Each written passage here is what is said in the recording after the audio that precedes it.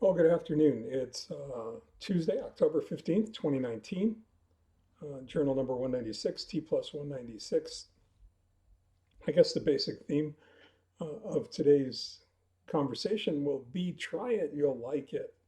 Um, and I'll explain. Yes, I'll explain. I was going to record this blog an hour ago, actually, a little bit more than an hour ago. Uh, Almost immediately after finishing up a support call to get information on a purchase I'd made um, through Amazon. I don't recommend it. It's not good for your head. Um, I got so agitated and upset. Uh, and I know it's foolish to do that. I mean, I recognize the fact that I shouldn't let things like that bother me, and how important it is to keep stress out of your life, not invite it in. But the fact of the matter is that there was a charge on the card that I didn't recognize, and I needed to find out what it was all about. And unfortunately, it wasn't clear in the investigation that I did. So it's taken me an hour to calm down, and and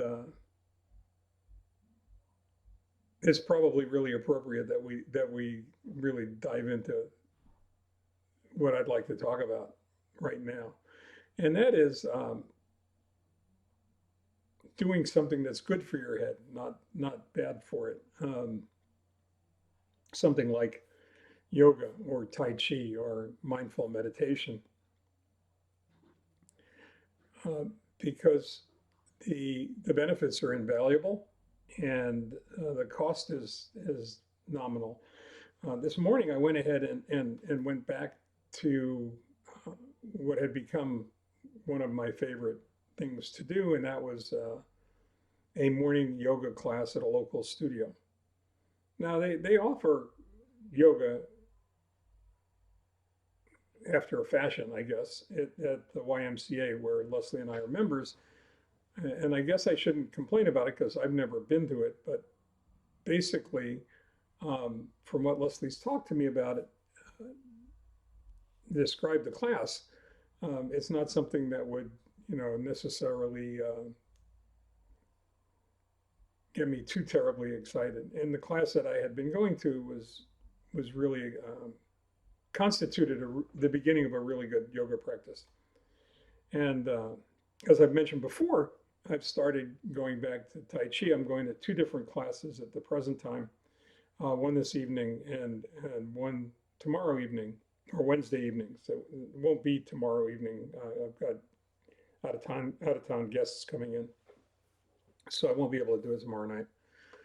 And however, it's also a very important part of my wellness routine, and I think it's important to start thinking about things like yoga, tai chi, or carving out a piece of the day for mindfulness or for meditation as a mindful practice.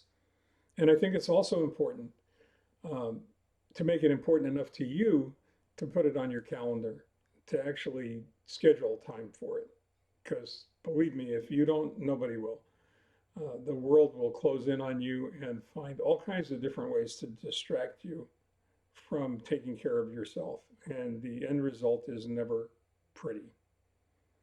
So today's Tai Chi practice will be is something I always look forward to, especially this particular class because it relates back to martial arts and helps explain all the postures in terms of and all the poses in terms of martial arts blocks and punches and kicks. Primarily, actually, primarily in most cases, the defensive aspect of martial arts, not the aggressive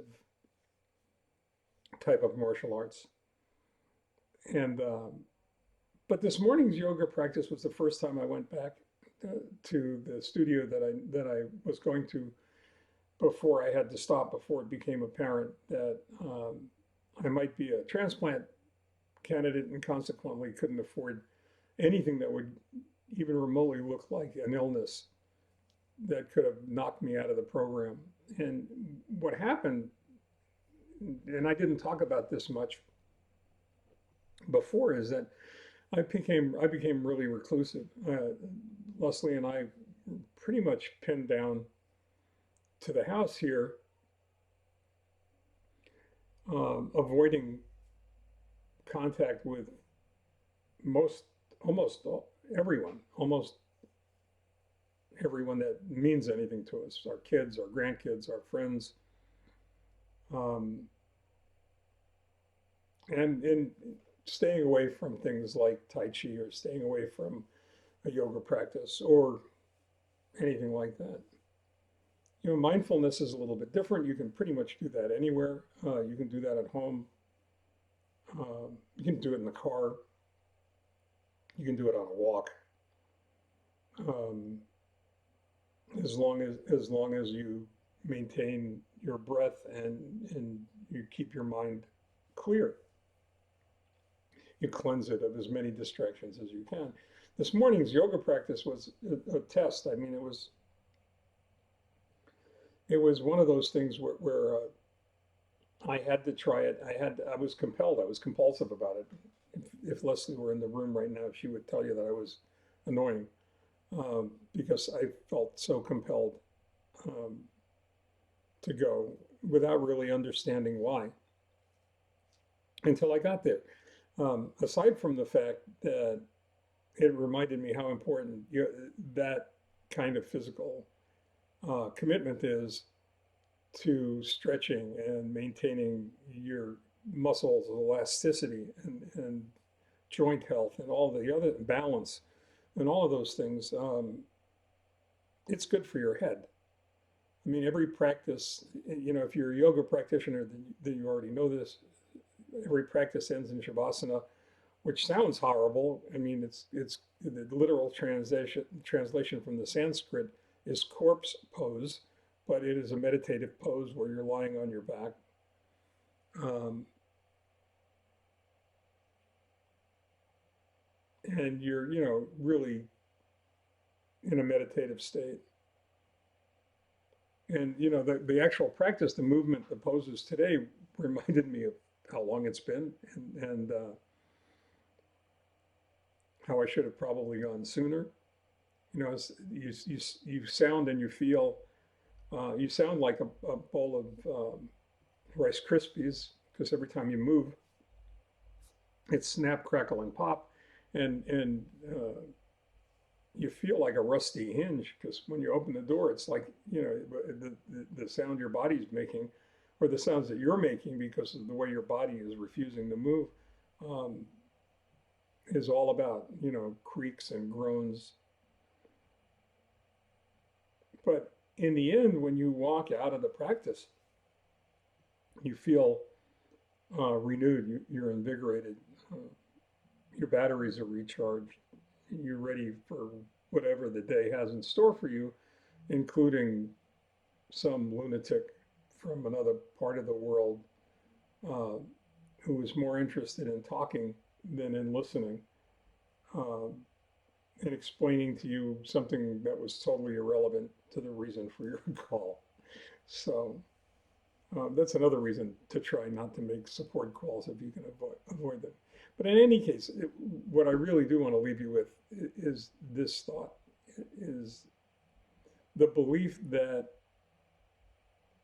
life is a marathon; it's not a sprint. That in order to do it well, in order to prepare for it, in order to win that race, in order to finish that race, you've got to prepare for it, and the preparation for it includes things like yoga or any kind of moving meditation that works for you. Could be running, could be jogging, could be any kind of physical exercise. For me, it's Tai Chi and the yoga at the present time.